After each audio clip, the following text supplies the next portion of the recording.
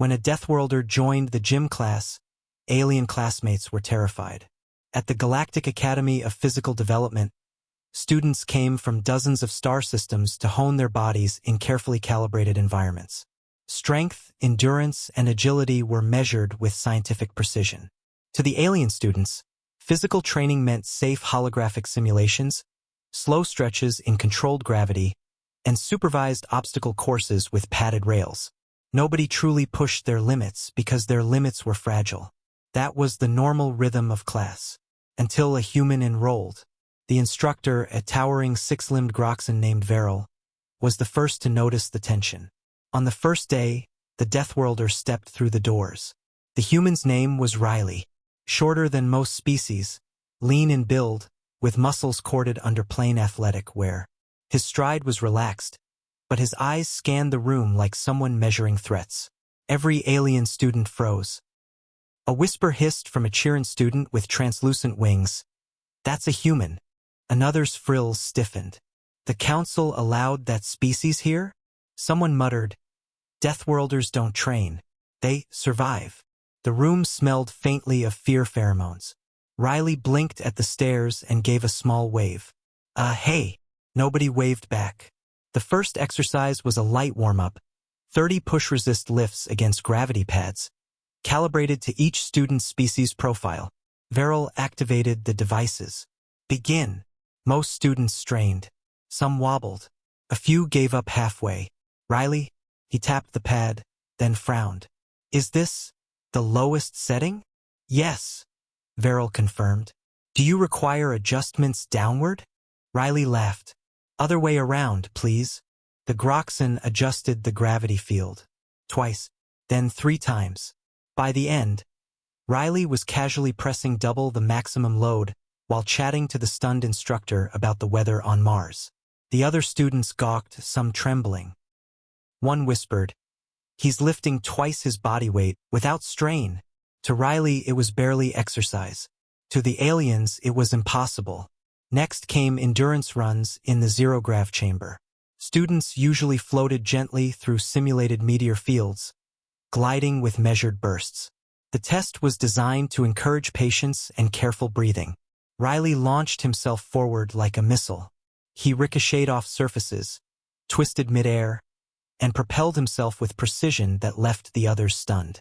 By the time most completed 1 lap, Riley had finished 5. "Great course," he called cheerfully, sweat beading his forehead. "Reminds me of gym back home." "Gym?" a scaled student sputtered. "What kind of gym makes you fly through rock fields?" Riley shrugged. "Oh, that's nothing.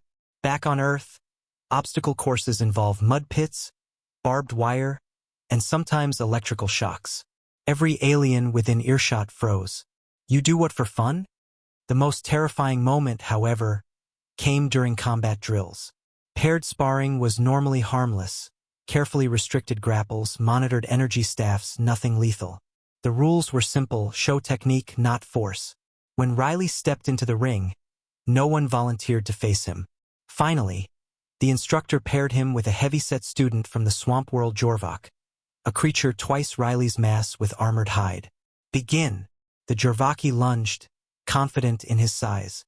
Riley sidestepped with startling speed, grabbed the alien's wrist, and gently but firmly flipped him onto the mat. Gasps filled the hall. The Jorvaki blinked from the floor, stunned. Riley offered a hand. "You okay? Didn't mean to go too hard." That was going easy?" squeaked a winged observer. As the weeks passed, the alien students grew more and more uneasy. Riley wasn't just stronger or faster. He seemed to thrive in pain and strain. While others collapsed after endurance drills, Riley stayed after class to do more laps. When the gravity chamber malfunctioned and doubled its pull, Riley laughed and treated it like a challenge. Rumors spread. Deathworlders push their bodies past breaking. They choose to suffer for training. One human once ran for hours without stopping, just to see if they could. By the time midterm evaluations arrived, half the class dreaded gym days. It all came to a head during the survival simulation. Students were placed in teams on a simulated hostile planet. Their goal: Endure 12 hours, signal for pickup, and avoid hazards. Hazards included acid rain, unstable terrain, and simulated predators that gave harmless shocks on contact. The alien students formed groups nervously. Riley, noticing their glances, smiled. "I'll go alone. Easier that way." The instructors allowed it, expecting his failure. 12 hours later, Riley emerged from the simulation first. Clothes torn, face smeared with mud, but smiling like he'd just had a picnic. "How did you finish so early?" Verrill demanded. Riley stretched. "Oh, it was pretty fun. Reminded me of camping trips back home. The predators weren't too bad. Back on Earth, you've got to deal with actual claws and venom." Honestly, this was relaxing. The entire class stared at him in silent horror. From that day forward, no one doubted the Deathworlder rule. The aliens didn't laugh at humans anymore. They gave Riley space, treated him with quiet awe, and whispered warnings to new students. "Don't challenge the human.